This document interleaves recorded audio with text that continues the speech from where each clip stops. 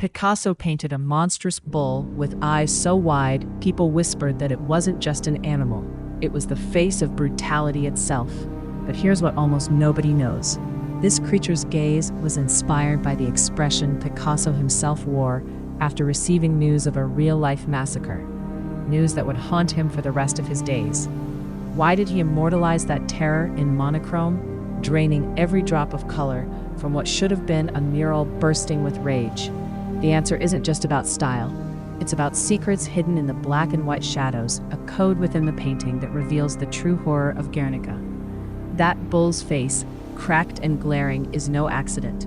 Picasso finished it in just days, his brush moving at a fever pitch, as if time itself was a threat. The bull's muscular neck throbs with rage, but what's more disturbing is its position, staring directly at you, the viewer, as if daring you to look away. This is not a bystander. It's an accomplice, a witness, maybe even the embodiment of the violence itself. But if the bull is the monster, what role do the other figures play? The answer lurks in the right corner, where a woman's face contorts into a scream that's almost too agonizing to bear.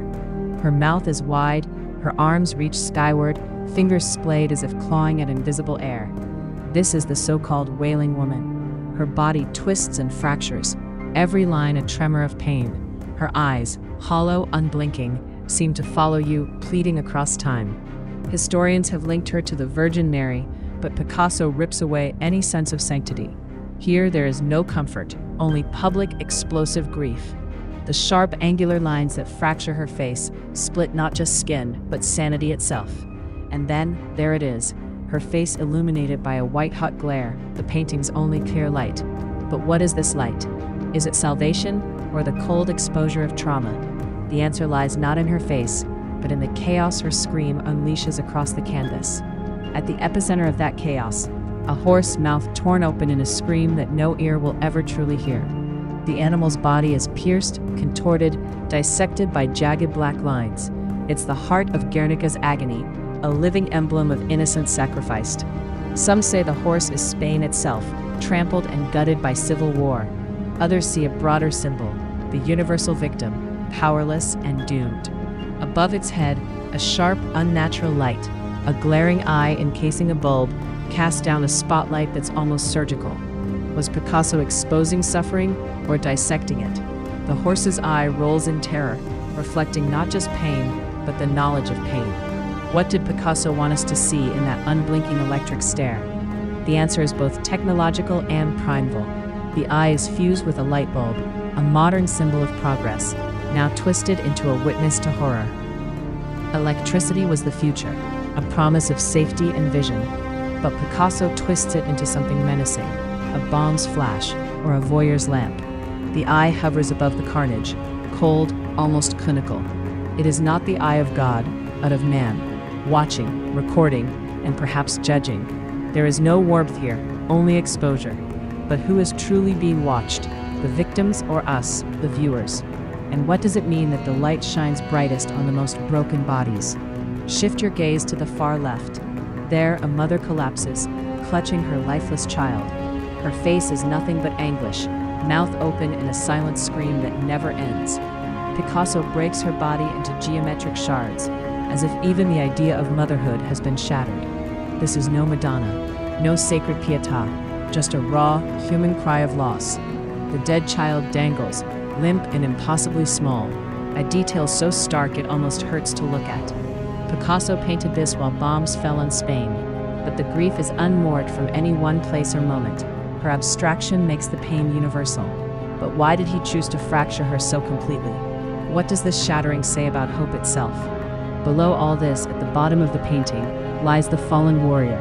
His body sprawls, arms stretched out, fingers locked around the hilt of a broken sword. This is not a hero's death. His form is jagged, incomplete, as if violence has erased even the memory of strength. But there's a secret detail. In his other hand, a small, delicate flower blooms. This is defiance, a whisper of hope amid devastation. On the blade of the sword, Picasso scrawled his own signature, an almost unheard-of move. Was this a confession, a mark of complicity, or a plea for remembrance? The flower and the sword form a paradox.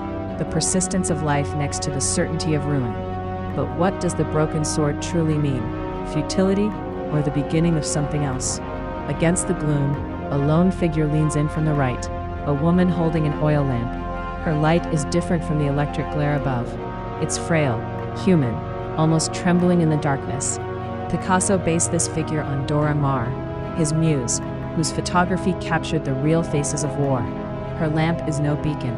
It's a small, stubborn resistance, barely holding the shadows at bay. The light she casts reveals, but does not comfort. The boundaries between hope and despair blur. Her flame both searches for and exposes truth. But is this lamp a guide out of the nightmare, or does it only illuminate the depth of the abyss? What secrets flicker in the shadows she cannot banish? Step back.